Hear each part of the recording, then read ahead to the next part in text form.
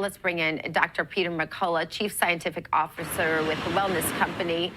Dr. McCullough, you know, we're hearing this bird flu stuff again.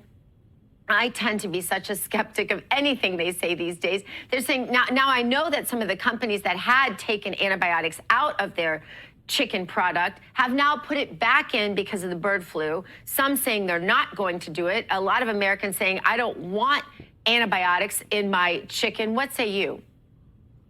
You know, we've had over 100 years of bird flu, and it comes in waves. The current wave we're in started in early 2021. It's actually a product of gain-of-function research out of the USDA Poultry Research Center in Athens, Georgia. It's a milder strain, but it's spread from chickens to migratory waterfowl like mallard ducks. So it's reinfecting the farms over and over again. It's gotten into cattle.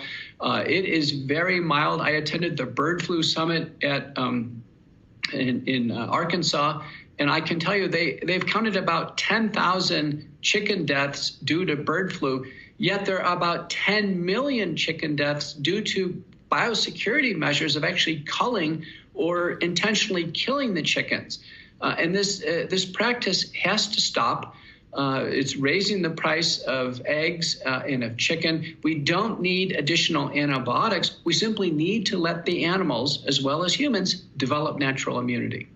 Wow. Well, this week, Governor Gavin Newsom, one to never let a crisis go to waste, declared a state of emergency after the first severe case of bird flu. How severe is this bird flu in humans?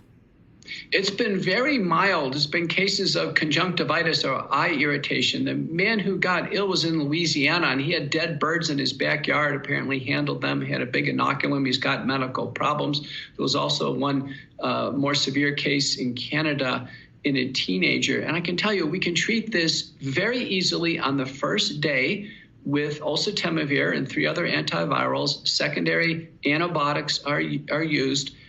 We recommend Immune Mist, featured by the Wellness Company. This is a nasal spray and throat spray for the workers. They should do it probably twice a day because the virus is easily killed by dilute povidone iodine. We should just use practical measures instead of these gross biosecurity efforts that Gavin Newsom and the public health authorities in California are doing. You know, the quarantine dairy herds, about 47% are under quarantine right now, and they're doing weekly PCR testing, raising this false case count.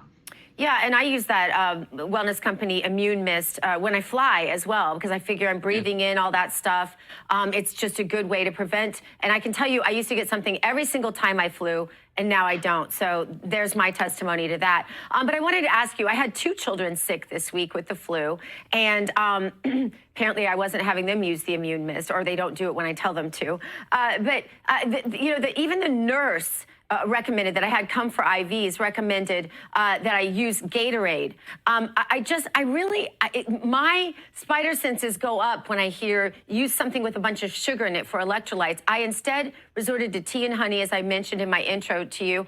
What is your recommendation, Dr. McCullough, to replace all these sugary electrolyte drinks that medical professionals still tend to recommend, along with antibiotics they recommend when we're fighting a virus, not a bacteria? Sugar feeds inflammation. I agree with you. You know, there's certain forms of honey, particularly Manuka honey, that has anti-infective properties. So natural is always better than synthetic. But people should maintain good hydrations, have high-quality sources of protein, fresh fruits and vegetables, stay off the junk food.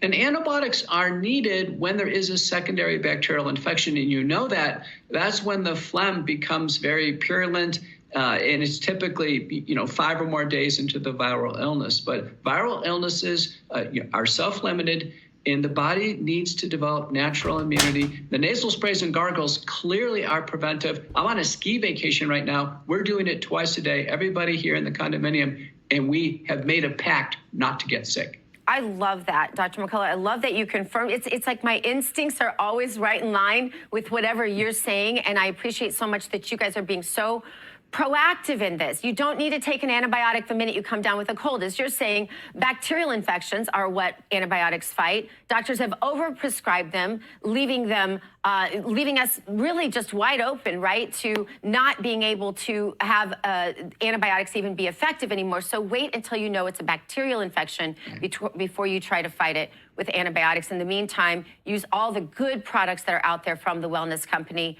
We love what you're doing, Dr. McCullough. We thank you so much for fighting really for the lives of Americans like almost no other medical practices are. So thank you for being here. Thank you.